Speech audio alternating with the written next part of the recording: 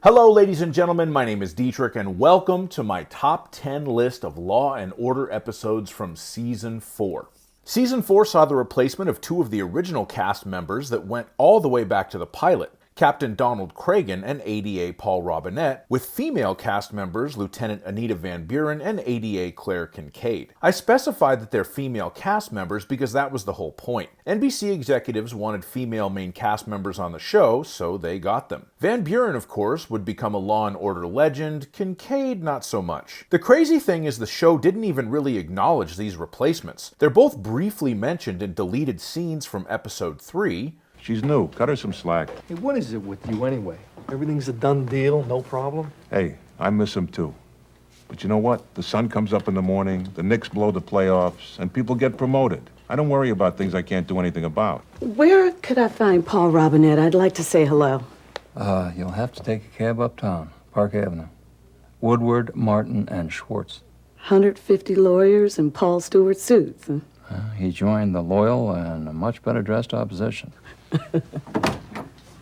And that's it. Season 4 will also be the last season for executive ADA Ben Stone, but we will get to that later. Of course, I am not just chronicling the history of one of the most popular primetime TV police procedural dramas here. I'm also using these top 10 lists as a sort of time capsule of life in the United States of America to chart the gradual changes in our world reflected back to us through the TV screen. You may also notice I'm doing this one a little bit differently. I have chosen to appear on camera to differentiate myself from any AI slop channels that are out there.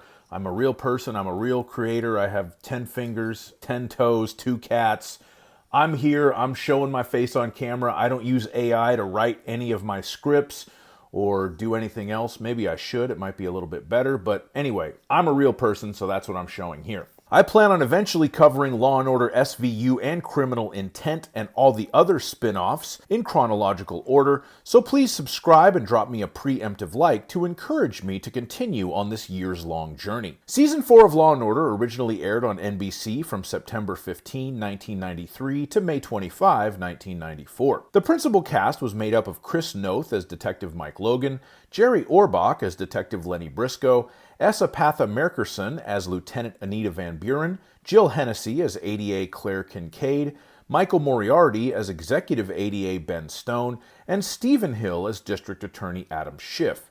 Carolyn McCormick is also credited as Dr. Elizabeth Olivet. Season 4 of Law & Order was originally released on DVD on December 6, 2025, and is currently available to stream on Hulu. Of course, the reruns will also run in syndication until the universe reaches maximum entropy. One of my loyal viewers commented that he wanted me to address the change in theme song for Season 4, and I have to admit, I don't really hear it. I listened to both back to back, I Googled, and I got nothing, buddy.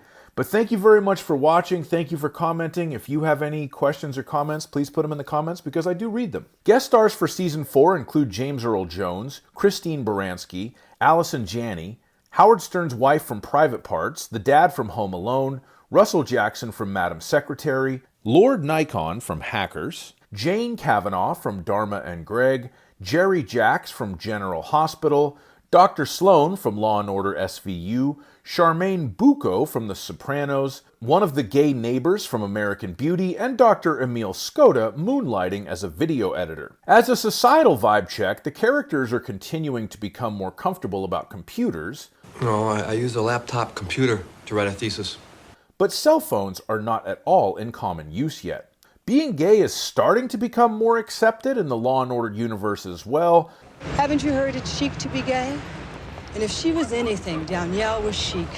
Only if he's flashing Jack and wants to date with me. Other than that, I'm strictly for the girls.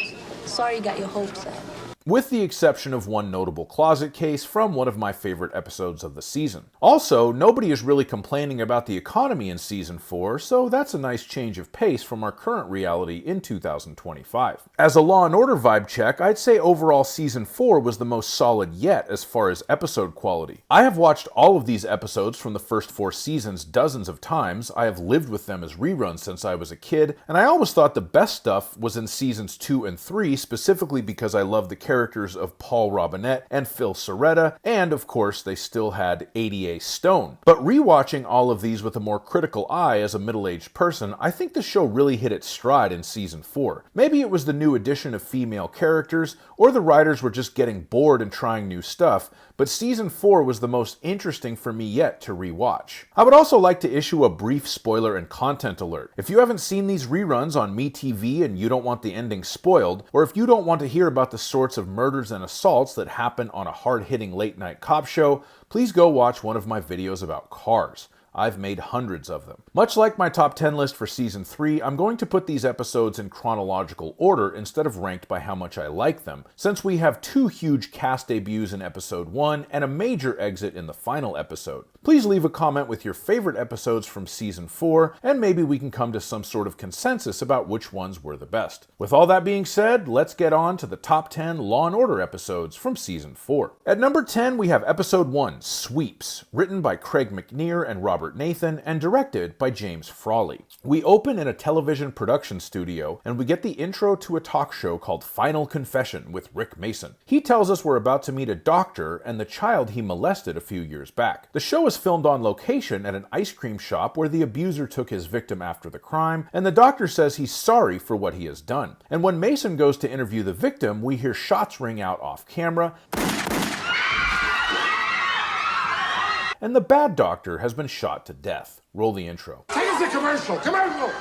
Logan begins the investigation by interviewing Rick Mason in the production truck. Here we learn that the shooter was the victim's father, who murdered the doctor who abused his son. The father and mother were estranged, and Daddy wasn't supposed to know where the on-location shoot was, so nobody knew how he figured out where to go. Logan seems to care about this, Briscoe does not, since the victim was quite unsavory. He is betting Van Buren won't care either. I might have done the same thing if it was my kid.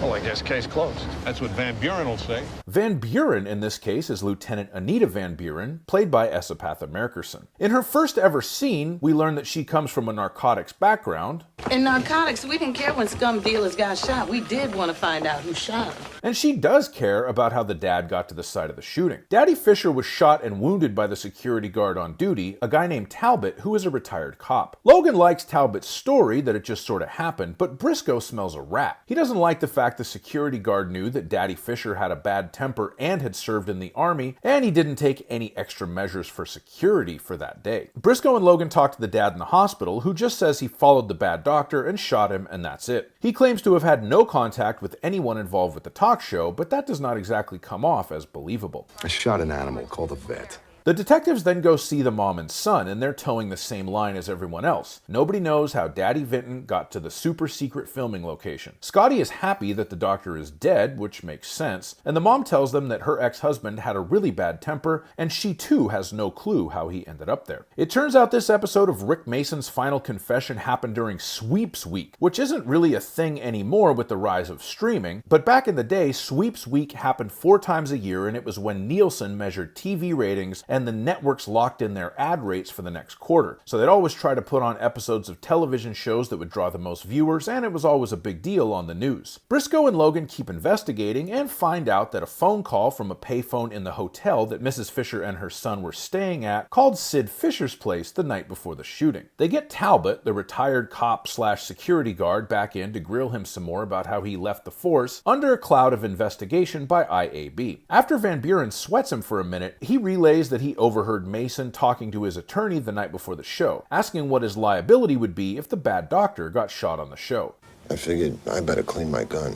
Mason and his attorney vehemently deny this claim and allege that even if it were true, the attorney-client privilege would make it inadmissible in court. The detectives keep searching for clues and meet a producer who used to work for Mason. She tells stories of mob trial jury members appearing on the show and disappearing 5 days later, and drag artists who appear on the show with their parents in the audience as a surprise, and 2 of the 3 are dead within a week, one from a coronary and the other from a suicide. We then get the debut of Assistant District Attorney Claire Kincaid, played by Jill Hennessy. She's at the precinct while Van Buren, Briscoe, and Logan are trying to get her to indict Mason based on the prior bad bad acts, but Kincaid doesn't think it's enough evidence. Cut to Schiff's office, and both Stone and Schiff think they do have enough evidence, and they're willing to make a deal with the dad who shot the molester to get to Mason, on the theory that Mason secretly wanted the shooting to happen for ratings. Offering Dad a plea bargain doesn't work because he's trying to put all the culpability on the talk show host Mason, but Stone believes Scotty, the victim, was the one that actually called his dad to let him know what was going to happen and where it was going to happen. They arrest and arraign Mason, and the trial commences. The judge decides that the phone call the security guard Talbot overheard between Mason and his attorney is admissible in court,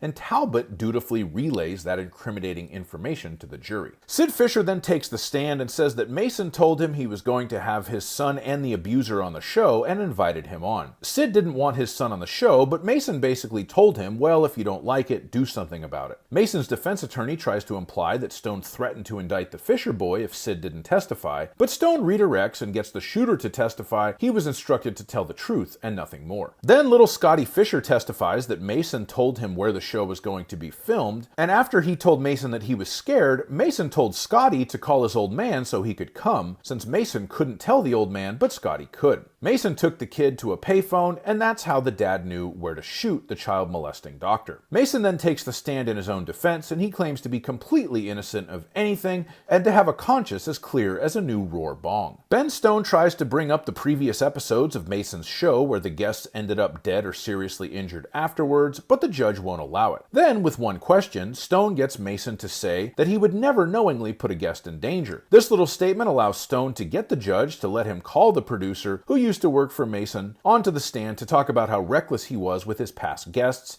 including a prostitute who he gave $200 to before filming so she could go get loaded and be more funny on the air. The jury acquits on manslaughter but convicts on criminal facilitation. He gets 18 months in jail, and Stone pontificates on the future of television. Oh, I don't know about that. 500 cable channels coming. He could start the prison channel. This episode was loosely based on the concept of tabloid talk shows. Geraldo Rivera kind of pioneered this in the late 80s, and this episode actually aired before the debut of the Jerry Springer Show, which basically copied this concept, except they didn't film on location. Of course, Jerry Springer would become a huge hit in the late 1990s, so Law and Order was pretty prescient with this one. At number 9, we have Episode 3, Discord, written by Michael S. Chernuchin and directed by Ed Sherin. This one opens in the bar of a classy hotel with two business dorks talking about how horny they are. I love hotels. They make me horny. One of them tries to chat up a girl who's sitting on her own in the corner of the bar, but she throws a drink in his face and tries to leave, and hotel security stops her. The hotel manager suggests she takes her business elsewhere, as he suspects she's a prostitute because she's alone at 1 a.m. in the hotel bar. She requests to use the phone and calls the police to report a rape. For some reason, our homicide detectives are dispatched to the hospital to investigate, and the nurse informs them there's evidence of intercourse and some bruising, and the victim is very upset. And you're not buying it? My mother told me that ladies don't go to rock stars' hotel suites after midnight.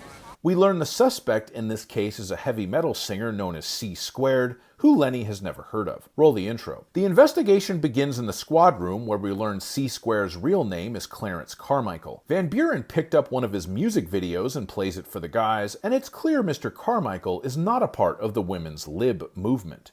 You ain't my lady.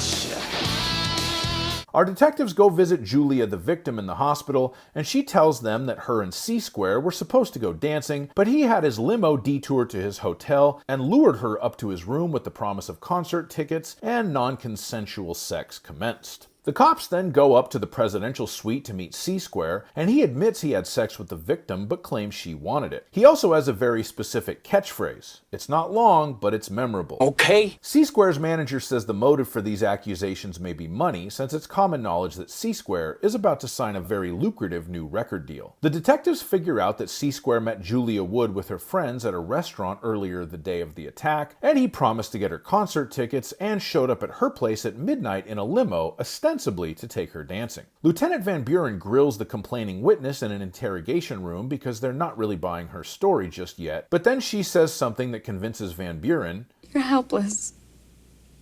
You just shut your eyes and want it to be over. Logan finds it sort of odd that such a brief statement could convince their new lieutenant, but Briscoe is more ready to give her the benefit of the doubt. The homicide/SVU detectives go talk to C-Square's ex to get a more well-rounded picture of the man, and she says he still comes around to retread the tire when he's in town. But when Clarence came around with his libido and a dozen roses the other night, she was too tired to rekindle the flame and told him to hit the bricks. Later that night, the incident with Julia Wood, whatever it was, occurred. They go question Clarence again on the set of a music video shoot, and he is sticking to his story that it was consensual. We went up to my room, the girl jumped me, okay? Then they go see Clarence's previous manager, and he gives them a name of a previous victim who was paid hush money to keep quiet after she went to C-Square's hotel room and had a very bad experience there. Van Buren has her guys arrest Clarence Carmichael. The rock star is represented by a well-known feminist attorney, but she's now preaching that women must take more responsibility for their own lives. It's time we turned in our festivity and took more responsibility for our lives. And she's probably also getting a big fat check from C-Square. The tabloids got a hold of the story in the meantime, so Julia Wood and her father show up in Ben Stone's office and say they want to drop the charges. The ever-cautious Schiff is fine with that, and then Kincaid walks in with another newspaper quoting their victim as saying C-Square makes way too much money and his wife deserved all the money she got in the divorce. Law and Order writers make the best use of their new female cast members by sending Claire Kincaid. to talk their victim into continuing to press charges despite these new setbacks. The trial commences and the medical examiner testifies that there was some evidence of rape, but on cross she admits it was not 100% conclusive evidence. Then Julia Wood gets on the stand and tells her story. And on cross, C-Square's lawyer asked if she'd been in touch with a lawyer or an agent who might help her make a bunch of money by selling the movie rights to her case, and she says no. This is a problem for the prosecution because during her little heart-to-heart with Claire Kincaid. Before the trial, she mentioned that her father had taken her to see an attorney for just that purpose. Kincaid didn't mention this to anyone, and Schiff is mad, and Stone is big mad about this error. Stone tells Kincaid to request a transfer after this case comes to its conclusion. Julia Wood gets back on the stand the next day and admits that she perjured herself. C-Square takes the stand in his own defense and repeats his story that she wanted sex. He comes off as a scumbag, but perhaps a believable scumbag. Stone has the court clerk read the lyrics to C-Square's song to the jury. One more time on the kitchen floor. Your tank's on empty, but I want more. I get what I want. It's a one-way trip. You ain't my lady, you my bitch. And they make their final arguments, which are the standard he said, she said arguments. The jury ends up convicting C-Square. Maybe they saw him for the scumbag he was. Maybe his song lyrics did him in, or maybe he should have used his signature catchphrase on them. Okay. This is an interesting episode because you can feel the writers working out how they can use their new female main characters in different ways, although it is weird that two homicide dicks were on a case that had absolutely no homicide involved with it. Oh, and of course at the end, Stone decides to keep his new ADA. What was her name again? Claire Kincaid. At number 8, we have episode 4, Profile, written by Ed Zuckerman and Gordon Rayfield, and directed by E.W. Swackhammer. This one opens with a couple of cops sweating in the summer heat, and the older white cop complaining about these newfangled Hispanic soda flavors. What the hell kind of flavors? Coco Pinata. My wife brings it home. I like it. Then a shot rings out and a lady coming out of a store with her groceries lays dead on the sidewalk. The old white cop tries to chase the shooter down based on a tip from a witness, but to no avail. Briscoe and Logan show up and the witnesses say it was a white guy who did the shooting, and Briscoe mentions a very similar shooting a couple blocks from that location recently. One witness claims the devil did it, but Lennie isn't buying it. Satan's not a local.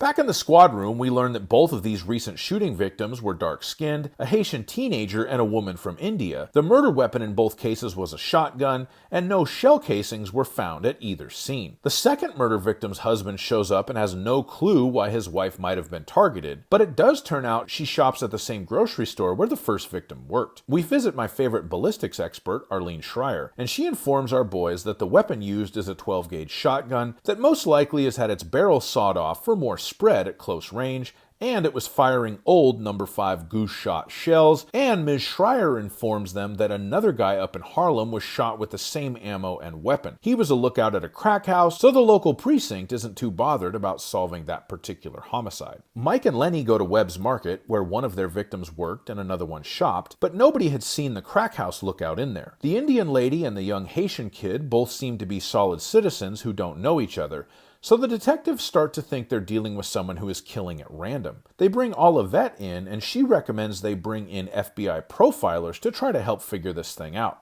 These eggheads figure that this is a normal-looking white guy. Why does it always have to be a white guy? Between 35 and 40 years old, who is probably using an old gun that's been sitting in a closet for a long time. He did not buy it recently, and he feels a connection to the neighborhood, and he feels he has been wronged or hurt somehow, and he's taking revenge. The meeting ends with this ominous prediction. Next victim will narrow our focus. The next victim turns out to be a dark-skinned black man named Ronald Jackson, but thankfully he survived the shooting because he had a World War II veteran's instincts. Back to the profilers, and now everyone has decided that their killer is targeting people due to the color of their skin. The FBI guy gets them a mailing list for people who receive white supremacist literature. This leads Briscoe and Logan to meet some pretty unsavory characters. We're asking about some niggers that got shot, Mom. Oh, yeah, well, we've been crying our eyes out here.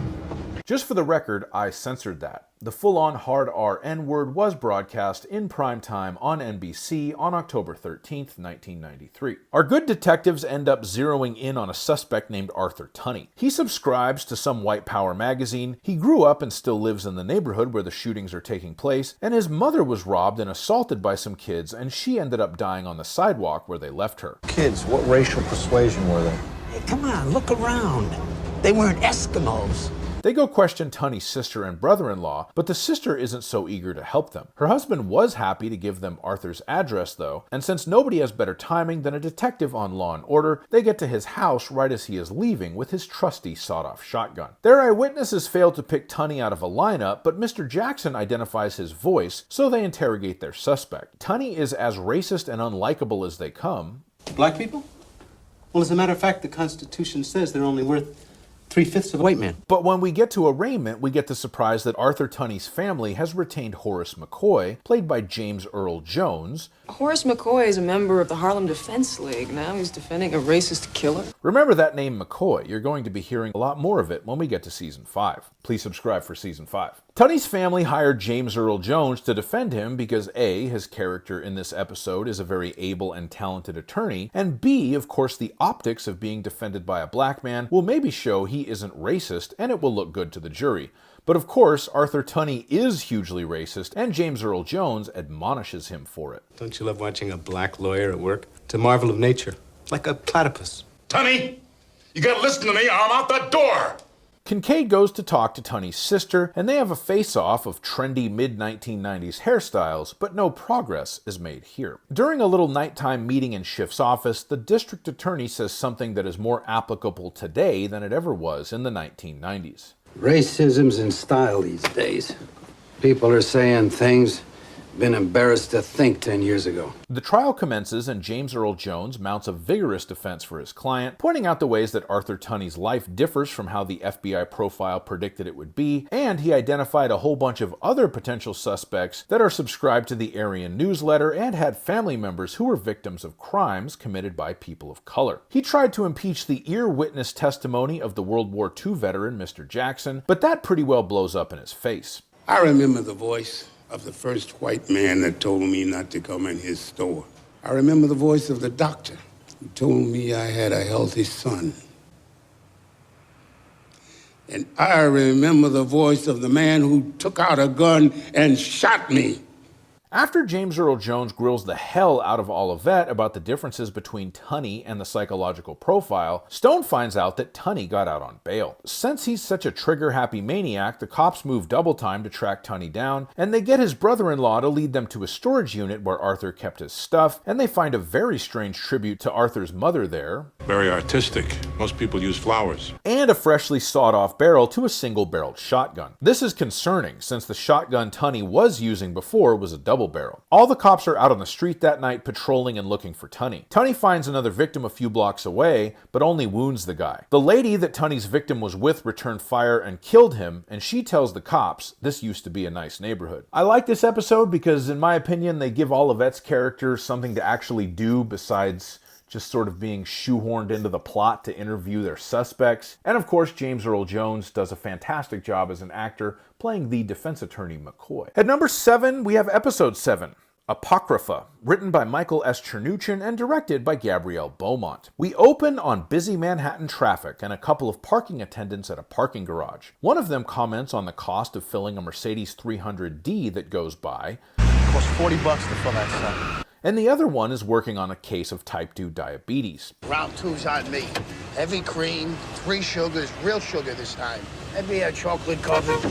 Just then, the parking garage blows up. In the initial investigation, we learned this was probably a car bomb. Damage to the building was extensive, but not catastrophic. The parking attendants didn't notice anyone suspicious going in there this morning, and there's at least one fatality. Roll the intro. Back at the forensics lab, we learn the car bomb was your standard fertilizer and diesel job, and the bomber used acid in a condom as a time delay fuse. Turns out the car that blew up was a Mercedes 300D registered to the Egyptian embassy. Briscoe and Logan track down the member of the embassy staff who was using the car. He makes the dubious claim that the car was stolen, but his alibi is ironclad. He was in a meeting with 3 members of the U.S. State Department at the time of the bombing. Turns out the only fatality in the bombing was a 19-year-old girl with blonde hair, hazel eyes, and traces of ammonium nitrate under her fingernails, indicating she had something to do with setting the bomb. Missing persons identified her as Wendy Berman based on dental records, and she was reported missing 5 years ago. Briscoe and Logan go talk to Wendy Berman's mother, and she describes a picture-perfect life that went sideways when Wendy was 13, when her father died of a sudden heart attack. After that, Wendy started acting out, turned to sex and drugs, and then ran away. Mama Berman had only heard from her daughter one time in the ensuing years, and it was through a strange letter with religious overtones saying something bad would happen if Mama tried to get in touch. Briscoe and Logan try to get in touch by going to the building at the return address, and they find a bunch of clean-cut white people praying. They drag a couple of them down to the precinct to ask about Wendy. None of them claim to know her, but Logan bonds with a very pretty blonde named Barbara over their shared Catholic upbringing and their search for something meaningful. Logan is a skeptic, and Barbara is optimistic. Then the leader of the congregation shows up at the precinct, a guy named Daniel Hendricks. Daniel's disciples claim not to know Wendy, but Daniel says he knew Wendy, although he called her Ruth, but he says she disappeared a couple of months ago. Daniel's congregation primarily focuses on people on the streets, prostitutes, drug addicts, or some combination thereof. Logan is unimpressed, but Lennie thinks the guy is sincere. They get a list of the congregants from Daniel's church, and most of them are young people with prior criminal records. Logan is very anti-organized religion. Next time I go to church, 6 of my closest buddies will be carrying me. And Briscoe notices that a former church, where Daniel was a pastor, has a restraining order out against him. The pastor from that church said that Hendricks was very charismatic, a lot of the congregation loved him, and he preached fire and brimstone. He describes Hendricks' current congregation as a cult. He gets his flock to steal as much money as they can from their parents so they can give it to him. The investigation picks up quickly when they visit Daniel's mom. They learn his older brother died of a heroin overdose, which pushed Hendricks closer to religion, and he has a young girlfriend called Ruth. In the very next scene, Logan learns that Hendricks was in the military before he was in good with the Lord, and he was discharged on a psych eval. He was also a demolition expert, meaning he would know how to mix diesel and fertilizer. Then they track down the gas station where Daniel and Ruth, or Wendy, or whatever her name is, bought diesel in their stolen 300D Mercedes. Apparently, back in 1993, gas stations in New York didn't take credit cards at odd hours. After 7's cash only, exact change. Dude had a 20, which meant the $4 tip for me. The station attendant remembers the car, the bomber girl, and the preacher. Van Buren convinces Kincaid to issue an arrest warrant, and Briscoe and Logan go pick up Hendricks mid-sermon. The district attorneys get their indictment, but they know they're going to have some issues connecting Hendricks to the actual bombing, so they go talk to the family of members of his church. The family members tell stories of the church members hitting them up for thousands of dollars, forcing them to go through lengthy custody battles to get their kids back after they cut off all communication, and generally evincing cult-like behavior. Hendricks' brand of religion's not the opiate of the masses, Miss Kincaid. It's the crack cocaine. Unfortunately for Stone and Kincaid, none of them heard anything about blowing up buildings. Kincaid thinks they might have another avenue, though. Kidnapping. Wendy Berman wrote in her letter to her mother that something bad would happen if Mom tried to contact her, and one of the ex-members of the church said his wife couldn't leave the church. When the DAs informed Daniel's lawyer about their intentions to work the kidnapping angle, she predictably claims her client has a bad case of mental instability, so cue Olivet to take a run at him. Olivet decides he is probably not sane enough to be held legally responsible for his actions because he does think he is on a mission from God. Squeaky cat. When they go back to court to change the plea to guilty by reason of mental defect, the preacher declines this approach and fires his attorney. He gets a new lawyer who is much more willing to argue his case. Show me one religion that isn't at least one part brainwashing. And we go to trial. Stone struggles to establish that the people in Hendrick's church feel trapped within the congregation, and the preacher's new lawyer is doing a very good job of generating reasonable doubt. Stone makes a bit of progress when he gets a cute little girl on the stand who must have about 2400 vision based on her glasses. She recites some of the fire and brimstone sermons Daniel gave to his congregation, and told the court none of them will survive without the lamb, who is Daniel. Then Logan's new heartthrob Barbara gets on the stand, and under direct examination from Stone, she basically admits she'll do whatever Daniel tells her. The preacher himself takes the stand and claims innocence on direct examination, but on cross, Stone gets him all fired up about how godly he is, which would have freaked me out if I were on the jury. The stars falling from the sky, the plagues will visit the wicked. After some heartfelt closing arguments, the jury convicts on all charges. Hendricks uses some thumbtacks to give himself a bit of stigmata, much to his parishioners' delight. Later that night, Stone, Schiff, and Kincaid are marveling at their victory when they get a phone call. Turns out Hendricks' church went the full Jim Jones, and their corpses are all lined up next to each other in the rectory, including Logan's would-be lover. Logan is very clearly upset at this development, and this is understandable. You don't remember the ones you got, you remember the ones you didn't get, as my old man used to say. Come on, Mike. At number 6, we have episode 10, The Pursuit of Happiness, written by Morgan Grendel and Robert Nathan, and directed by Dann Florek. Yes, that Dann Florek. We open on a couple of janitors very early in the morning, and in classic Law & Order fashion, they are surprised that the boss is in so early. Of course, it turns out he's dead on the floor of his office. Briscoe and Logan show up, and one by one, the uniformed officers and crime scene techs present their theories on the case, and Briscoe and Logan prove how smart and cranky they are by shooting down all their ideas. Any other brilliant theories? Let us know. Based on the pictures in his office, our victim for the evening, Mr. William Cooper, has a wife who is much younger and much better looking than he is. Roll the intro. Briscoe and Logan go question the dead Mr. Cooper's wife, Irina, who is Russian and quite upset. Unlike Nikita Koloff, this character is played by a real Russian, Natalia Nagovda, who is an actress and the first Russian citizen to appear in Playboy magazine in the May 1989 issue. Of course, I do own a copy of this magazine, but only so I could read the Major League Baseball preview for 1989. I think this Griffey kid might have some potential. After our detectives leave the crying widow, we learn from our victim's business partner that Cooper was in the office late at night processing weekend orders for their restaurant clients since their business is meat distribution. Cooper didn't have any known enemies to speak of, and he owned a Browning high-power handgun that he kept in his office, which is consistent with the murder weapon. Back at the station house, there don't seem to be any immediate plausible leads, but Lennie suspects Irina might have killed her husband. The motive? He's 56, she's 26. He's rich, she's gorgeous. I gotta be a genius? Logan disagrees because he doesn't think that the Moscow Minx is that good of an actress. While going through the victim's finances, they learn that his gorgeous wife was what they used to call a mail-order bride from Russia. Although Cooper didn't actually get her in the mail, he went over to Moscow to hold tryouts. Week at the Hotel Metropole, met with several women. Fell for Irina. Talk about glasnost, huh? Nowadays, people just order them off the internet. We meet the guy that runs the company that sets these marriages up, and it turns out Irina was 8 weeks away from getting her citizenship, but since her husband passed away, it's considered special circumstances, so she gets it now. Mike is very judgmental about a man getting an arranged marriage, but Lennie is more pragmatic. The investigation leads us to another rich white dude with his Russian bride, who knew Irina and William Cooper. The husband didn't like Mr. Cooper, but the wife is friends with Irina, and she reveals that Irina has a job at a medical lab as a technician part-time, which was not to Mr. Cooper's liking. Do you hear the helicopter? Do you hear the helicopter?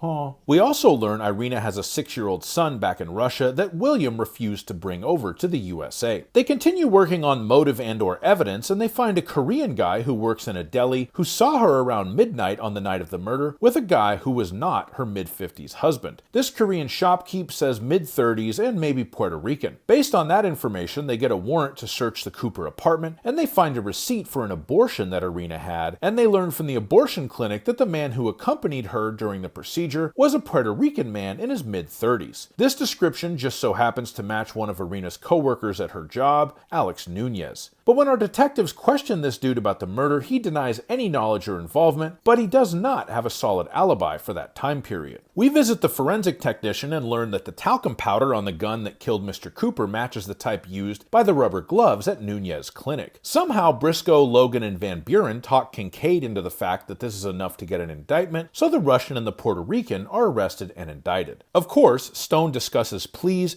but this goes nowhere, except for the fact that one of the attorneys tells Stone not to count on his eyewitness. Kincaid goes out in search of evidence of the affair between Irina and Alex, but strikes out on that front. They take another run at getting a plea bargain out of Irina, but that's a strikeout too. The trial is going relatively predictably until we get testimony from the Korean guy from the deli. After he identifies Alex Nunez as the man he saw with Irina the night of the murder, Nunez's lawyer introduces some cockamamie defense tactics saying people can't identify those of other races. Now we know what the snide remark about Stone's witness was in the beginning of the trial. The judge is not happy with this turn of events, but because this is law and order, he allows the defense attorney to call an expert witness to the stand. Stone pretty well shreds the expert since the Korean grocery store clerk picked Alex Nunez out of a police lineup with 5 other Hispanic men in it. Schiff then drops an all-time classic Schiff-ism, Quick, lock the door. Somebody might walk in with a case we can win. and tells Stone to go try to get a plea bargain. Stone ends up getting a plea bargain from these 2 star-crossed lovers, 3 years for the Russian for setting it up, and 15 years for the Puerto Rican who did the shooting. That racial bias defense is a real thing, by the way. It's called cross-race effect, and if you ask me, it's a bunch of nonsense. But this was a good episode, and it's nice to see Dann Florek get some work as a director. I wouldn't count your chickens. Your omelet just hit the fan. At number 5, we have episode 14, Censured, written by William N. Fortis and directed by Ed Sherin. This one opens with 2 upper-class ladies returning home from a shopping trip, and they find a package waiting at the doorsteps of the house. The package contains Janet Rudman's daughter's favorite doll, Miss Pinky, inside. It's Rudman's house. There's also a message on the answering machine from someone who has disguised their voice talking about the little girl and the missing doll. They freak out and call the cops, and they send out our famous homicide detectives. Before the situation can really escalate, the missing daughter comes in with the nanny like nothing is wrong. Oh, it's over. My guess, it's not over for the guy that made that call. Roll the intro. Briscoe interviews the little girl, and she tells him that her favorite doll might have gone with the man in the spaceman hat, who also had reflective sunglasses and a shiny silver bicycle. Since the would-be kidnapper knew these people's routine and private home phone number, Briscoe and Logan figure it's somebody connected to the Rudman family personally, but these leads go nowhere. Then the Rudmans receive a pre-ransom demand for $20,000, or else this unnamed person will kidnap their daughter, Olivia. Included with the demand is a VHS tape that shows he has been following them around and watching the little girl, and a disguised voice on the tape telling them that he could have kidnapped their daughter then. She could be taken so easily.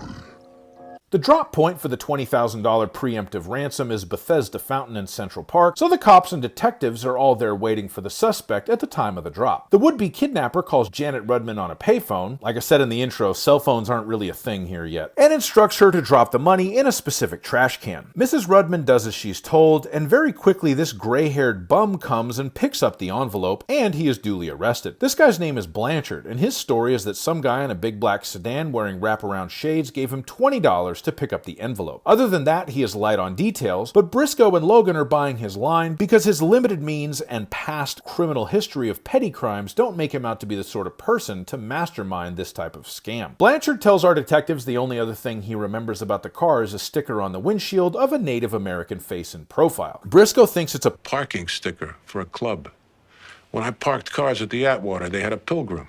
And they just so happen to have books with the logos of every club in town, and Mr. Blanchard identifies one certain logo as matching the one that he saw. This logo happens to be for the Pequot Club, which the Rudmans are members of. The Rudmans claim none of their rich white people club friends would ever want to hurt them or kidnap their daughter. A trip to the forensics lab is more helpful. Analysis of the VHS tape with the disguised voice reveals background noise indicating it was recorded on a boat with a fiberglass hull. Based on this, they narrow down the list of club members to 3, and when they present the list to Claire Kincaid to try to get a warrant, she gets very nervous when she learns one of the potential suspects is a judge. She asks Stone to take her off the case, but the executive assistant district attorney doesn't even think they have a case. Stone recommends showing Blanchard a photo lineup, and lo and behold, he picks Judge Thayer's face out of the lineup. Schiff blows a gasket and says they're not going to go after Thayer until they get a case against him that's airtight, with motive and everything, but then changes his tune when a news reporter implies that Thayer's friendship with Schiff might explain why he had hadn't been arrested yet. He tells Stone to get an arrest warrant, but let Thayer surrender himself. Judge Thayer retains the services of one of Stone's old nemesises, Arthur Gold, and while Schiff and his ADAs are discussing the case, Kincaid reveals she had an affair with Judge Thayer when she worked for him as a clerk. Stone and Schiff freak out about this, hitching the giddy up a little bit. Well, that's just dandy. But Kincaid seemingly solves their problem by tendering an impromptu letter of resignation, promising to type up a formal version in the morning. If you're keeping track, we're only 14 episodes into her tenure, and Stone tried to fire her once and she tried to resign once.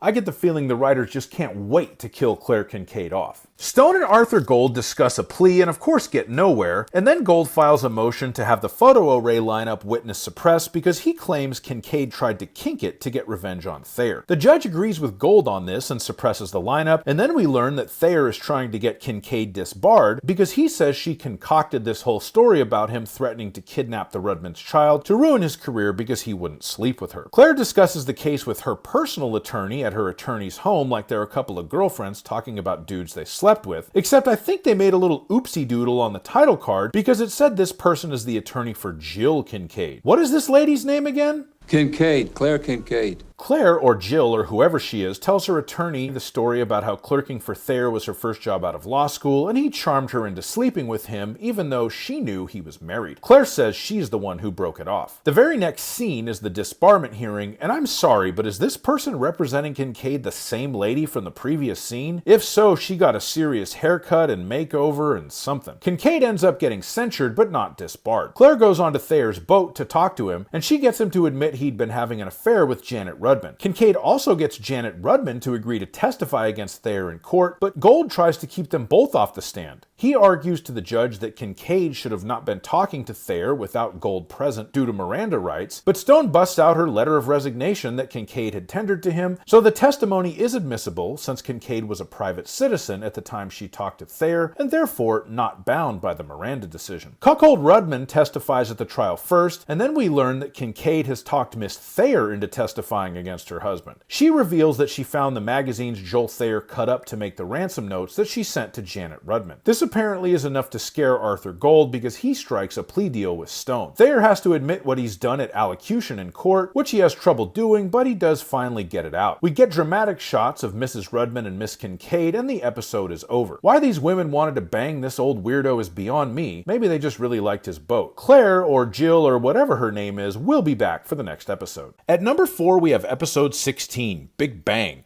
written by Ed Zuckerman and directed by Dann Florek. We open with a hapless building superintendent hitting on a mail lady as she's trying to deliver a package that's slightly too big for its mailbox. After she gets done delivering the package and rebuffing her suitor's advances, we get a weak-sounding explosion and a bunch of smoke coming out of a first-floor window. Briscoe and Logan dutifully arrive, and Logan takes a call on the victim's landline, telling him that she died on her way to the hospital. Except we didn't call them landlines back then, we just called them phones. Roll the intro. We learn that the victim, Florence Manning, had a husband who was a physics professor and they were recently divorced. Professor Edward Manning claims to have no idea who would have killed his ex-wife, and he says their divorce was as amicable as it could be. We also learned that the bomb she got in the mail was relatively small and weak. The only reason why Florence died was because the letter opener she used to open the package ended up embedded in her chest. At this point, our detectives suspect the professor, so they go to Florence Manning's brother and sister-in-law to get some background. Turns out Professor Manning was a big-time star in academia when he was young, and when he got older he fell in love with a much younger woman and divorced Florence, and Florence was making the divorce as difficult and as expensive as it could be. Briscoe and Logan go talk to the professor's new flame, and she says their relationship is on hold for the time being because she didn't realize how difficult and time-consuming his divorce would be. She also mentions that a few weeks ago the professor went to his soon-to-be slain wife's apartment, and Professor Manning was accosted and started arguing with some man with a beard, but Blondie here didn't know who it was and couldn't hear what they were saying because she was waiting in the car. All this talk of physics research and the beginning and the end of the universe has Logan in a very existential mood. Well, I mean, if it's all just gonna disappear, what does it matter? If you make sergeant, what kind of car you drive, I mean, all the things we worry about.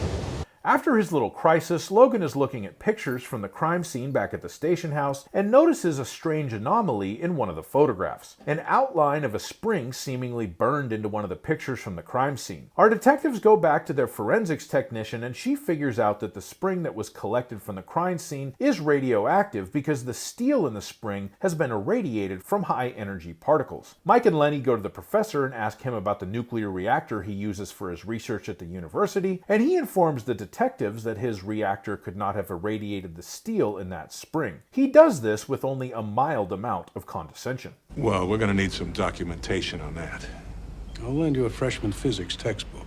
Our kente cloth-clad forensics technicians confirms this to be the case, and she tells them a particle accelerator would do the trick, and that they have such a device over at Manhattan University. Briscoe and Logan make their obligatory visit to this place of higher learning to find out who has access to their super science gizmo. And they get pointed in the direction of this nerd named Barry Ramsey, and he is very clearly technologically savvy, but he has no connection to Florence Manning or her husband. Ramsey points them in the direction of a Max Weiss, a frustrated physicist who is currently moonlighting as a doorman until he lands a proper job in academia, much to his own chagrin. Max Weiss is cagey answering our detectives' questions, and he refuses their invitation to accompany them to the precinct or to stand for a lineup. Since he matches the general description of the man that Manning's new flame saw him argue with, they bring her over to the building that Max Weiss works at, and she recognizes him when he comes out to open the door. This leads to a search warrant for Weiss's desk at the particle accelerator, which leads to a whole load of evidence that he built the bomb that killed Florence Manning, which leads to Weiss being interrogated and arrested. They are confused as to why Weiss would have sent Florence Manning the bomb. He seemingly has no motive, but the physical evidence against him is very strong, so they suspect a connection between Weiss and Professor Manning, since Weiss was down on the balls of his ass financially, and the professor had plenty of motive to have his pain-in-the-ass ex-wife rubbed out due to the difficult divorce he was going through. We learn that Manning did know Weiss. Professor Manning was Weiss's thesis advisor when he got his PhD. Weiss claims Manning burned him back in the day by not providing a reference for him when he was starting a new job, and when Weiss recently went back to his old professor asking for work, he claims Manning hired him to make the bomb that killed his wife, but his statement to Stone is not the most convincing.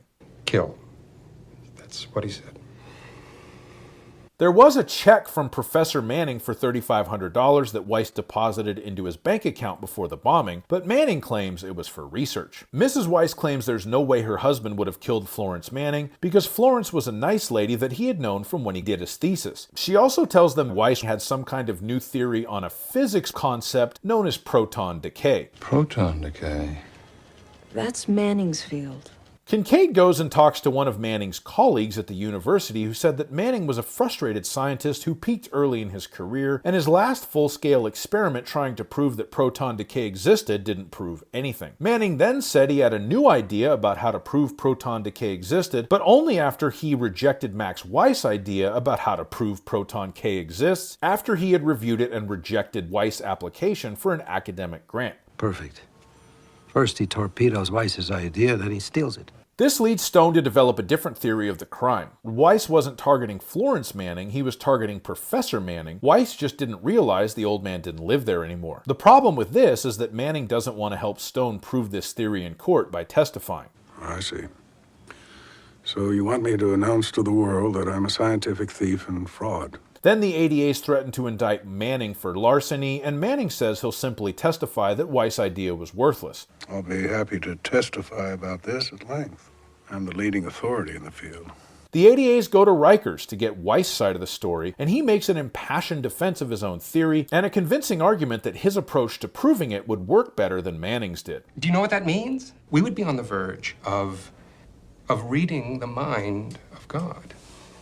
They finally get Manning to testify in open court that he stole Weiss's idea. Weiss called him on the phone to complain. Manning promised to put Weiss's name on the research paper and gave him the $3,500 to tide him over for a while, and then changed his mind about putting Weiss's name on the paper, and Weiss swore he would get even. The jury tenders a conviction on all counts, and Weiss is very remorseful. This episode is fascinating to me because of Max Weiss' impassioned defense and lesson in his own theory on proton decay. It is also a great example of the old Wallace S. Sayre quote, "Academics' politics is the most vicious and bitter form of politics because the stakes are so low." But what if protons don't decay that way, but into a positron And 2, neutrinos. At number 3, we have episode 17, Mayhem, written by Waylon Green, Michael S. Chernuchin, and Rene Balcer, and directed by James Quinn.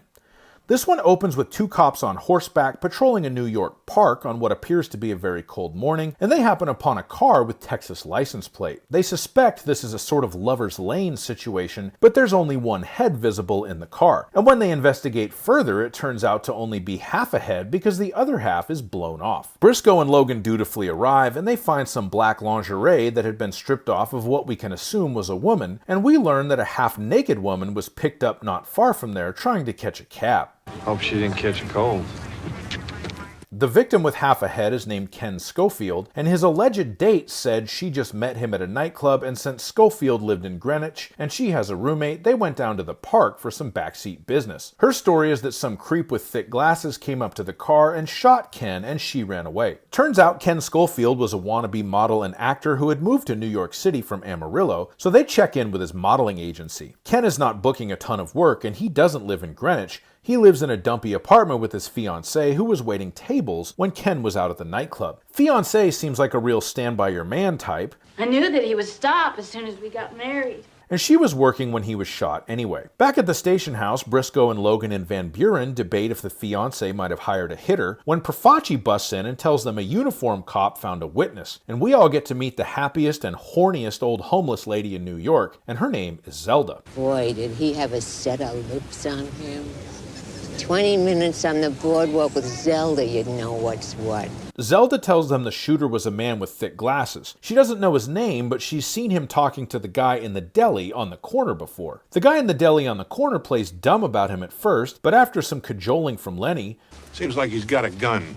He's not too shy about using it. Deli guy tells our cops that thick glasses guy drives a tan Chevy and ripped up a parking ticket recently, so they decide to go check out the Parking Violations Bureau. However, Lennie announces he'll be done at 7 p.m. tonight because he's got courtside seats for the Knicks Rockets, which would have been a very hot ticket in March of 1994 when this episode aired. Those two teams would meet in the NBA Finals in June of that same year. Before they can make it to the parking bureau, Briscoe and Logan get flagged down on the street by some kids, and they follow some hellacious screams up to a second-floor apartment where a cheating husband has had his wiener cut off by a very angry wife. If this sounds somewhat familiar, a very famous news story in the early 90s was the Bobbitt case, where Lorena Bobbitt cut off her husband John's ding-dong because he was allegedly very abusive to her. John Bobbitt landed on his feet in a way because they managed to reattach his wang, and he starred in an adult film afterwards. This lady's husband on Law & Order isn't so lucky. He dies of cardiac arrest on his way to the hospital, which means we have our second murder of the episode. Luckily, they get a suspect for the first murder dropped in their lap when a traffic cop brings in a guy named Scott Hester after he got pulled over in his tan Chevy with 12 unpaid parking tickets and wearing his Coke bottle glasses. This Dorcas Malorcas claims he was nowhere near the shooting, but Van Buren gets a warrant to toss his place. They find a gun there, but it's a .22, and their victim was shot with a .44, and none of the witnesses can pick Scotty out of a lineup, so they basically have nothing, but they hold him on the 12 parking tickets anyway, just for good luck. The lady who cut off her husband's pecker gets a defense attorney who carries a torch for women's rights, and the attorney alleges that this woman was abused and assaulted by her husband, and that's when she went after his schlonger with a kitchen knife. This tirade gets interrupted by Van Buren, and she tells them they've got another murder on their hands. They go to the scene of their third murder of the day, and it's a Korean grocery store where one of the shopkeepers was shot by a black man who robbed the store. Turns out the shooter was a local crackhead who had done business with the store before, cashing a government check the day before the shooting. The check was made out to Drew Washington, so Briscoe and Logan go rouse the local crack house and get a location on Mr. Drew Washington. Anybody asks, we got it from her. Well, if he comes up, he told us. When they go to Drew Washington's apartment, first of all, they get the coolest background music ever on Law & Order, as KRS-One's I Can't Wake Up is playing when they walk in. They also find Drew Washington's corpse, the victim of a very recent gunshot wound in the fourth murder of the day. An old lady's scream leads Briscoe and Logan down to the boiler room, and a very cracked out Hispanic man, Put the burrito down, senor. who turns out to be the killer of Drew Washington. I really don't know where he got that giant burrito, and I don't think crackheads get hungry like that, but this little part of the story has wrapped itself up nicely. Hey, like a burrito. One part of the story that hasn't wrapped itself up is the model/actor who got shot in his car while cheating on his fiancée, and Van Buren gives Mike and Lennie a tip that she got a call from a detective in Queens who had a very similar murder. Scott Hester was his primary suspect as well, but they couldn't make the case. We do learn that Scotty sometimes stays with his mom in Queens, and she of course only has nice things to say about her boy. We also learned Scotty's late father was an Army veteran who taught Scott how to shoot a gun. Mommy has also paid his parking tickets, so he has been released. They go arrest Scotty again based on the fact he got a parking ticket very near to one of the murders, and he steadfastly maintains his innocence, but has an extremely flimsy alibi. We go to arraignment for our 3 alleged murderers. The Hispanic crackhead gets held without bail, as does Scott Hester. Louisa D'Angelo is the major surprise. She pleads guilty despite the best efforts of her defense attorney because she's so torn up about causing her husband's death by cutting off his little wee-wee. The loose ends appear to be wrapping themselves up until Van Buren finds out there was a report of a hit and run in a tan Chevy with the same license plate as Hester's in Riverdale 10 minutes after the actor from Amarillo was capped in his car in a park pretty far from Riverdale. Cut to the meeting room in Rikers where Stone makes his one brief appearance in this episode, and he presses Hester for an actual alibi since it now seems very possible Hester might be innocent. Hester once again refuses to provide anything solid. I am so sick of this. Why can't you just believe me? I didn't kill anybody. Kincaid goes and talks to Hester's mama again, and we finally get the truth. He has a friend in the city. He doesn't think I know. Hester is a deeply closeted gay man, much like Norm Macdonald. Doesn't that mean you're gay? Hey, easy, buddy. And he was with his boyfriend at the time the Midnight Cowboy took a .44 caliber slug to the dome. And I must say, Scott is punching way above his weight class with this handsome gent right here. Good on you, Scotty. I've pulled a few that were out of my league too, and it's always a thrill. Speaking of way out of my league, they track down Zelda again. So far, we got the blow-by-blow on boyfriends 1 through 106. So girl makes Madonna look like a nun. And she says Scotty was not the shooter. And the face is too chubby. This one looks like a mama's boy. They go to bust Hester out of Rikers personally, and it turns out he is the 5th and final murder of the evening. Somebody stabbed him with a sharpened toothbrush. Took his bologna sandwich. Because he got stabbed in the commissary. This has always been one of my favorite episodes of Law & Order of all time. It's an action-packed pattern break from the normal first half Law, second half Order formula, and it's a ton of fun to watch. If I were doing this list as a real top 10 instead of going in chronological order due to stupid cast changes, I'd probably put this episode at number 1. I'm not sure if the writers did this just for fun or to try something different, or because of the limited availability of Michael Moriarty or Stephen Hill, since Stone is only on screen for about 2 minutes and Schiff is only on screen for about 1, but I love it nonetheless. Great work, guys. At number 2, we have episode 21, Doubles, written by Michael S. Chernuchin and Rene Balcer and directed by Ed Sherin. This one starts off with a tennis match, and the interviews after the match indicate that this is a professional game. The first interviewee is Allison, and she got beat by the second interviewee, Corey, who directs the tougher questions to her father, played by John Hurd, who will always be Peter McAllister from Home Alone to me. Did you get some eggnog or something like that? Come on, Dad. Let's see.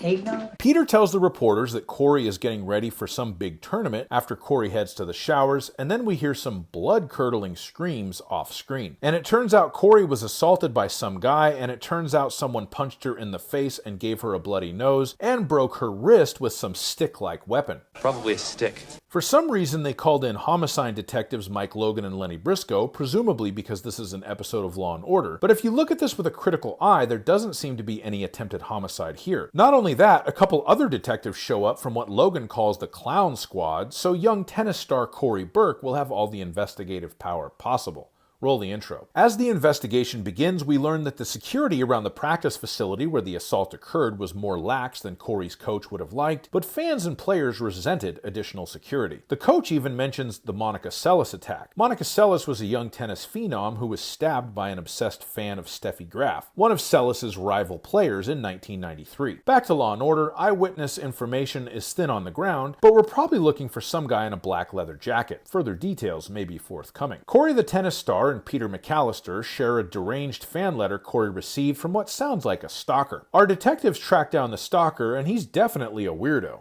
I sell PVC piping, direct to contractors. but he ends up standing in a lineup for Corey Burke, and she does not recognize him. The other girl from the gym does not recognize him either. Since they don't have enough evidence to hold him, he's released. Corey then gets another threatening letter. This time she finds it in her locker, and this one threatens to kill her if she ever plays tennis again. The PVC pipe salesman from earlier has an airtight alibi for the delivery of the second letter, and the handwriting and the MO don't match his first letter anyway. Mike and Lennie have lunch with Corey, and she appears to be enjoying her time on the injured reserve list, and she strongly assures the detectives that none of her fellow players would have conspired to hurt her. Corey's coach lets us know that Corey was ranked number 5 in the world, and number 6 through 200 for gunning for her spot, but she doesn't think any of them would hurt her. We also learn that Peter McAllister keeps a pretty tight leash on her, controlling her social life as much as he can, and discouraging her from being friends with other players. However, Corey was friends with one girl named Allison, who was the first girl that got interviewed at the beginning of this episode. Our detectives go meet Peter McAllister at his office, and it's clear Corey Burke is big business with all of her endorsements and contracts. Peter also complains about that damn Allison, who he describes as a trust fund kid who just plays tennis for fun. Allison then gets a visit from Mike and Lennie, and she tells them Corey played pool with her and her friends a couple of times at a bar, but it was nothing major. Corey is not dating one currently that Allison is aware of,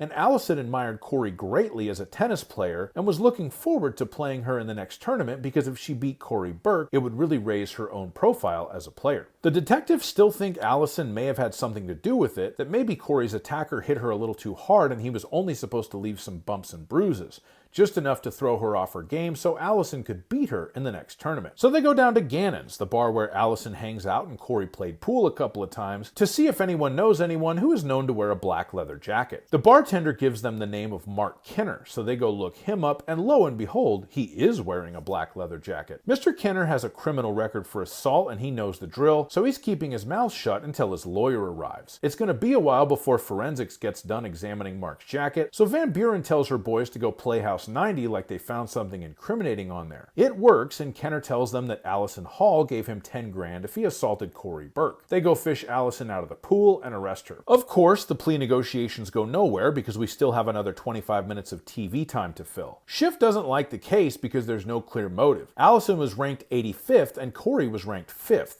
You think she's going to knock off the top 100 players in the game just to get seated in the open? Some crimes are senseless, Adam. The case then hits another snag when Kenner's attorney figures out they got bamboozled by Briscoe and Logan, and he announces that Mr. Kenner is retracting his confession because he's not guilty and didn't do anything. Here's a fun fact. This hapless defense attorney is named Max Hellman in the show, and he's played by the actor Ron Orbach, who is the cousin of Jerry Orbach. Hellman makes his argument to the judge, and she shoots down his original argument, but the judge cites another reason why she thinks the confession should be excluded, so the confession is excluded from this case. Stone and Kincaid could get this information admitted against Allison Hall, but they'd have to make a disadvantageous plea deal with Kenner to make that work. The ADAs talk to Corey Burke and Peter McAllister about the case. Peter is all pissed off and wants a conviction, and Corey just seems to want it all to go away. She doesn't even want it to go to trial. She wants them to drop the case against Allison. Kincaid ends up talking to Corey alone, and Corey says she doesn't want Allison prosecuted and she doesn't care what happened. She already told her dad that she wants to quit playing tennis. Stone thinks she's covering something up, and Kincaid comes up with the motive that this attack was done to give Corey a reasonable out of all of her endorsement contracts, and that means Peter McAllister might have been behind the attack, since he would have stood to lose a lot of money if she just up and retired. Of course, he vehemently denies any of this. Kincaid has learned from Corey's tennis coach that Corey had been accident prone, so she goes to see Corey's doctor. To keep the plot moving along, we eschew any doctor-patient confidentiality nonsense this time, and he just tells Claire about her accidents. They were all minor, but alarming enough that he sent Corey to see a sports psychologist. This sports psychologist is Dr. Stein with a Y, and if you're a fan of later episodes of Law and Order, you'll recognize him as the actor Peter Jacobson, who played defense attorney Randy Dworkin on several episodes of Law and Order and SVU. They even look at me through my computer when I'm looking at things I shouldn't be looking at. Dear God. Stein speaks in hypotheticals, but he says he advises young clients to keep a diary, and he also confirms that young athletes who are under a lot of pressure may become accident prone or turn to self-harm. Stone goes to court to get Corey Burke's diary turned over to the prosecutors to see what's in it, and the judge forces such a thing to occur. The diary shows that Corey was tired and bored and jealous of Allison. She wanted to have a social life and a dating life like Allison had. There's also a clue that Corey Corey knew the attack was coming. The new theory of the crime is that Corey Burke hired Mark Kenner to injure her so she wouldn't have to play tennis anymore. Mark Kenner confirms this story, but he tells the ADAs that it was Allison Hall who hired him. They get a plea bargain from Kenner and an indictment on Allison Hall, and then Corey Burke comes forward and tells Stone it was all her idea. She got her friend Allison to hire Kenner to break her wrist so she wouldn't have to deal with the pressure of being an internationally ranked tennis player. She has a little breakdown in Stone's office about all the pressure Peter McAllister put on her over the years, and Stone recommends probation and 100 hours of community service for Corey and Allison, teaching tennis to underprivileged children. I like this episode for the twists and turns and the appearance of John Hurd. Anything that reminds me of Home Alone is a good thing in my book.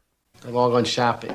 Nobody's home for the holidays. Finally, at number 1, we have episode 22, Old Friends, written by Robert Nathan and Joshua Stern and directed by James Quinn. We start off with a homeless man panhandling aggressively at a bus stop, and in a series of confusing cuts, this nerd ends up underneath a Peterbilt. The truck driver suspects suicide, and the witnesses at the scene suspect that the homeless guy pushed the victim under the truck, although none of them actually saw him do this. None of them could give a real strong description of him either, although one of them noticed the cup from a high-end coffee shop the guy was using to panhandle. He shoves a cappuccino cup from Beaumont in my face. That's $3 a throw. He doesn't need my quarter. Hey, Logan! I guess high-end coffee was cheaper in Manhattan back in 1994. That's the strongest lead we have coming out of the cold open, so let's roll the intro and get on with life. We start off in the coffee shop mentioned by the witness, and the waitress there describes their suspect as a guy who plays the air guitar and cleans car windows with his scarf for a living. A local beat cop identifies this person as Rudy and shows our detectives where he sleeps at night so they can go roust him later. They make a trip over to Rogers at the ME's office, and all she really has for them at this point is that the victim's name is Harry Rankmeyer based on his driver's license. They found dark blue fibers under his fingernails, and other than that, they're still piecing him back together because he got run over by a truck. The planned return trip to the homeless encampment goes off without a hitch, and they find their suspect in the middle of a sweet air guitar solo performance. Back at the station house, our man Rudy admits to being mad as hell at the normies of the world who appear to have much more than him, but refuse to give him a little change. He steadfastly denies shoving the guy out into traffic. Despite his alleged mental illness, he does have a very logical reason why he wouldn't do such a thing. Some guy gets squashed on my corner. They say I did it, huh? I mean, it's bad for business. Think about it. The dark blue fibers that were found under the victim's fingernails don't match our guitar hero, and since there were no witnesses who actually saw Rudy push the dead guy, they gotta let him go. We go see Rogers again and we find out it wasn't the truck that killed him, it was the .32 caliber slug that went through his heart. They dispatch the CSU team and by some miracle of God, they find a .32 caliber shell casing, so we're starting to develop some forensic evidence. Briscoe and Logan go visit Rankmeyer's office. He was the CFO of an organic baby food startup company, and according to his fellow higher up, CEO Ann Madsen, and another guy named Steve Green, he was a very square white man who was as reliable as a Swiss watch, and he had no bad habits, except for a bookkeeper he'd fired the previous year, who Harry Rankmeyer was banging on the side, according to Steve Green. His former side piece said Harry had given her the age-old line that he's saving up money and planned to leave his wife, but of course he never did. They had broken up about a year prior to the murder, and she wasn't happy about it, but she doesn't seem to be carrying a homicidal grudge over what had occurred. Our detectives go talk to Mrs. Rankmeyer about this little situation, and she's another stand-by-your-man type of lady. She seemed unconcerned about Harry's affair because he'd done it before, and when she found out about the latest one, she told him to end it, and he did. The widow Rankmeyer also tells our cops that the couple just recently had a baby, and that turned Harry into a more loyal husband. Weirdly, though, a couple of weeks before his murder, Harry threw all the baby food he'd brought home from work into the trash and told his wife to buy another brand, and he was actively looking for a new job. Van Buren gets them a subpoena so a forensic accountant can go through the baby food bank accounts, and it turns out they'd had a bank call in a $2 million loan 6 months before Rankmeyer was killed. And Ann Madsen had found a new partner who got the money from somewhere to cover the loan, although at this point nobody knows from where. This new partner turns out to be Steve Green, who we met earlier, and he says he brought the money in from a private venture capital group who works quietly. Briscoe and Logan go visit this alleged private equity firm, and it's more like if Worker and Parasite from The Simpsons were running a financial institution. I know nothing. Steve Green was born Sasha Gruskov, and his family is heavily involved with organized crime. The partial print they found on the .32 caliber shell casing at the crime scene belonged to one Nikolai Rostov of Brighton Beach, a known associate of the Gruskov crime family. They get a warrant and go toss Rostov's place, and the landlord is not happy about them searching the apartment when his tenant isn't home. However, he does accidentally give us some information that Rostov is a killer. He drives a Camaro. Is a Chevrolet Camaro, the RS model. Only 3 previous murderers, and I only paid $800 for it. Rostov comes in mid-search, tries to make a run for it, and gets chased down by Briscoe and Logan, and he has a .32 pistol in a paper bag. Rostov is arrested and held without bail, and Schiff wants to flip him against every Russian mobster in the greater New York City area. Rostov refused any plea bargains from Stone on the advice of his attorney. Stone and Kincaid go to a federal agent who works on organized crime cases, and we learn why Rostov might be disinterested in a plea bargain. The Russian mafia has a history of killing witnesses who are going to testify against them. This agent is pretty sure Rostov committed a couple of these murders, but of course he can't prove it. Stone and Kincaid get the CEO Ann Madsen into the office, and she says a week before he died, Harry Rankmeyer told her that Steve/Sasha was buying moldy apricots from Poland. She also saw Rostov in Steve's office late in the evening on the night before Rankmeyer got capped and thrown under the truck. Stone tries to present his Russian mob theory to the judge to see if he can get that admitted at trial, but the judge shuts this theory of the crime down, so Stone needs to solidify his case against Steve Green/Sasha Gruskov, so Stone basically strong-arms Rostov into testifying. How does he do this? By having another Russian mobster known for clipping witnesses transferred into the same prison as Rostov. However, Stone has a solution. If Rostov rolls, he'll get transferred to protective custody. Rostov rolls and Briscoe and Logan go arrest Green. As soon as Stone's case is coming together, it starts falling apart. Ann Madsen has been getting phone calls in the middle of the night, and flashlights shined on her face in taxicabs, and she has serious cold feet about testifying because she's scared she'll be killed. Stone talks her back into testifying. You're gonna have to leave New York no matter what. You've got to face the truth that your life will never be the same. And the trial commences. The first witness is some nerd from a food inspection agency who confirms the presence of rotten fruit in Nature Way's baby food. Second up is Ann Madsen, but fear gets the better of her and she changes her story on the stand, saying she'd never seen Rostov before she saw his picture in the newspaper after he was arrested. Ben requests a recess, and after failing to talk her into telling the truth, has Madsen arrested for perjury. Stone has a serious hard-on for this case. Rostov takes the stand next, and surprisingly enough, he doesn't get cold feet, even though he should know what happens to people who testify against the Gruskov family better than anyone. He says he didn't even get paid for the hit. He was just asked to do it by Steve Green as a favor to the family, so he did it. At this point, Rostov is Ben's last witness, so Stephen Green's attorney makes a motion to dismiss the case, since you can't get a conviction in New York off of the uncorroborated testimony of an accomplice. The judge says she'll give 24 hours to come up with something, or she's going to dismiss. Stone puts his dickhead pants on and goes back to Ann Madsen and threatens to not only charge her with perjury, but also as an accessory to murder too, so she could do up to 20 years in jail.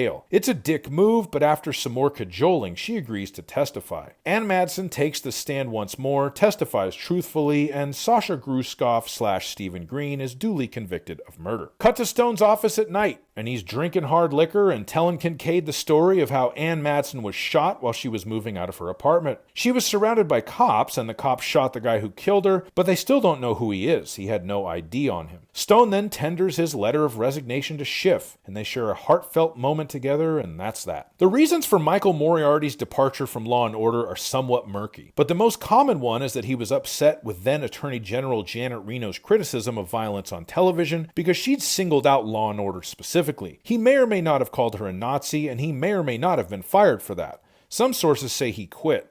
Other sources still claim that he was becoming erratic and unreliable on set, and that's why he was let go. I wasn't there, so I can't say for sure. All I know is I feel Stone's departure was a big loss for the show, and none of his replacements were ever anywhere near as good as he was, at least in my opinion. So that's it. That is my top 10 list for Season 4. If I had to say which ones were my favorite, I'd say Profile, Big Bang, and Mayhem would probably be the top 3. I also really like the one with C-Squared. Okay! Next season, we'll get another significant debut of a long-running legendary cast member, and of course, more stories ripped straight from the headlines. So please like the video, subscribe to my channel, stay tuned for that. share it with your friends, and have a great day. Bye-bye.